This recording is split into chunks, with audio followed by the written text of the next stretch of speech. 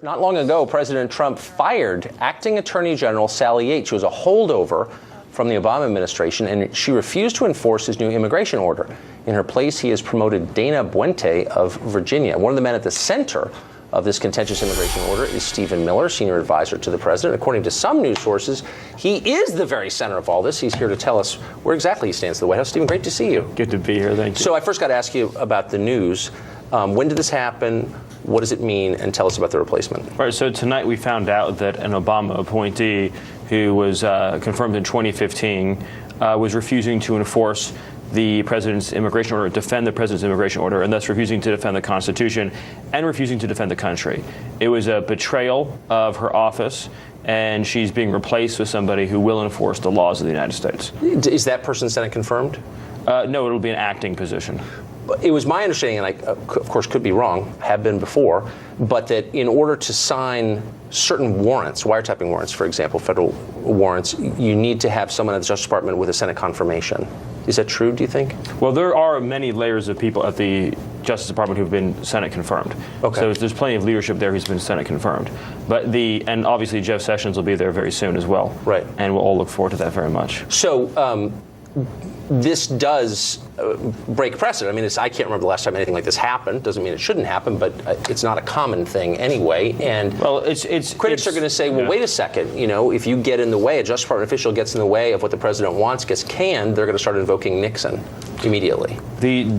What's unprecedented here is that the Justice Department would refuse to defend a lawful federal order for political reasons. That is dangerous to our constitutional system. Right. When somebody sues the government of the United States for doing its duty, the Justice Department is defending the taxpayers of the United States and defending the Constitution of the United States. Refusing to do that is, again, it's a betrayal of the office, and it is unconscionable to do so. And as you well know, Tucker, during the Obama administration, order after order after order was issued that violated immigration law, that repealed immigration law, that pulled immigration law apart. And throughout all of that, the Obama Justice Department stood by and supported those unlawful actions. President Trump comes in and directs the agencies to follow the law as written and to protect the country, and the acting attorney general, an Obama appointee, says, I'm not going to do it. Are you confident the new acting attorney general will defend the president's executive order? I am. And as you understand, the core power of the federal government on immigration is its right to deny entry to any alien at any time if it believes that to be in the national interest and national security interest of the United States. Now, you have been identified in the media over the, well, you've got an awful lot of press coverage in the last couple of days, and you've been identified. Almost all of it glowing. I would say none of it glowing.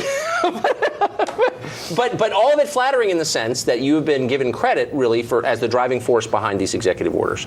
Tonight, New York Magazine had a piece, and I'm reading the title, What is Stephen Miller's job anyway? So what is your job anyway? Were you behind the executive orders? I get a lot more credit than I deserve. The immigration orders were drafted by a team of some of the most qualified, talented lawyers in the United States of America. I had the privilege, among many other staff at the White House, of being involved in the review process. But the review process also included the Office of Legal Counsel in the Justice Department. And many of those people who are careers, and presumably many of whom didn't support President Trump, and they cleared it and approved it as fully legal. So many people were involved in it, but I am proud to have the opportunity tonight to stand up for President Trump's order and to defend that order as lawful, necessary, and important. And as you understand, the United States admits 80 million people a year as visitors into our country. The idea that we couldn't exercise even a small amount of restriction to protect our country from people that we can't properly screen, that's the most basic exercise of federal authority. Should these orders apply to green card holders? Well, they actually do not restrict green card holders from returning to the country. The United States, if it wants to, can bar anyone from entering the country who is a non-citizen if it threatens the security of the United States, if there's cause for doing so.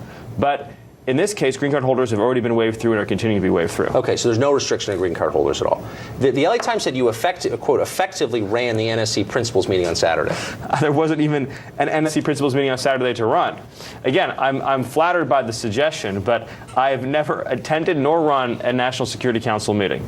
So what is that? Interesting, because they said it flat out. And you're denying it flat out. What is your, what would you say your purview is at the White House? My main responsibility at the White House is to advise on policy matters. There are a lot of people who have a lot of say in making those decisions. I'm just one voice. I'm blessed to have the opportunity to be a voice. Yes. But I think the more interesting thing tonight to discuss, the most important thing to discuss right now, as you and I and everyone listening tonight cares deeply about, is how do we keep this country from falling into the same trap that's happened to parts of Europe, to places like Germany, to places like France, where you have a sort of permanent intergenerational problem of Islamic radicalism that becomes a routine feature of life in those countries, yes. A new normal. Yes. How do we keep that from happening in America? If we don't change the way we think about immigration, if we don't change the way we screen and vet and approach the entry process, that will happen in the country. Yes. That is a certainty if we don't take strong action starting today. You are absolutely right on that. How not to become Sweden. I wish more people worried about that. So Dana Bente is the replacement. Mr. Dana Bente is the new acting Attorney General of the United States. Has the administration confirmed that he will defend the president's executive orders? I have no doubt about that fact. And I guarantee you that up and down the Department of Justice, you'll find honorable careers and honorable Senate-confirmed appointees who are indeed fully committed to the Constitution. It can't be stated strongly enough how reckless, irresponsible, and improper the behavior was of the acting Attorney General, Sally Yates, in refusing to defend the president's order. In refusing to defend that order, they were refusing to defend the lawful powers of the president that are necessary, that any president would need to use in the future and that many have used in the past to protect this country's borders. So you believe there is no debate at all about the legality of the president's orders? No. And to put it bluntly, no citizen of a foreign land seeking entry into this country has a constitutional right to demand entry. Could you imagine what would happen if any court in this land conferred onto a foreign national a constitutional right to entrance into America and all the benefits that provides? That would mean that every single person denied a visa today, tomorrow, a year from now, yes. could file a claim for injury because they were denied the benefits of living in America, whether it be the tax benefits, the employment benefits, the welfare benefits, the entitlement benefits, and they could sue for damages for all the benefits they lost because they couldn't come to America. Right. We would be getting sued forever by everyone, everywhere. So when you turn on the TV and you hear Senator Schumer or you hear Senator Warren suggesting this is a constitutional deprivation for foreign nationals in foreign countries, understand that is the implication of what they're saying. To note correctly that no foreign national has a right to enter America and enjoy its benefits is not the same as saying the president has a unilateral right to bar entry from entire countries. You believe he has that right? Well, they are the same power. And again, no court could ever compel a president to stamp approved on a visa application from a foreign country. Right. When that person is, in the view of the administration, a security threat. Okay. But the Immigration and Nationality Act in 1952 expressly vests the president with the power to bar any entry that he believes to be against the interests of America's national security. So very quickly, in the 30 seconds we have left before we go to a hard break, do you fear outbreaks of this same sort of thing in other agencies? So the acting Attorney General just says, no, I'm not doing it.